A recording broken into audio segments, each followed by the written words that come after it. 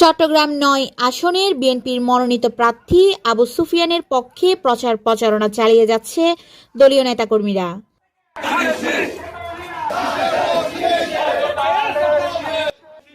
আজ বিকালে মহানগর যুবদলের সাবেক সাংগঠনিক সম্পাদক এমদাদুল হক বাদশার নেতৃত্বে একটি টিম মিছিল সহকারে গণসংযোগ করেন।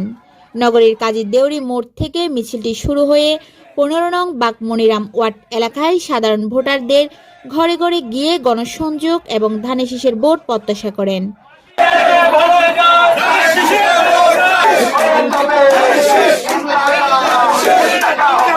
এবং ৩১ দফা লিফলেট বিতরণ করেন নেতাকর্মীরা। এ সময় উপস্থিত ছিলেন যুবদল নেতা রাজ্জাক, যুবদল নেতা মোহাম্মদ হাসান, যুবদল নেতা মোহাম্মদ সেলিম, মোহাম্মদ যুবরাজ, মোহাম্মদ আনোয়ার, মোহাম্মদ হাবিব সহ দলীয় নেতাকর্মীরা উপস্থিত ছিলেন।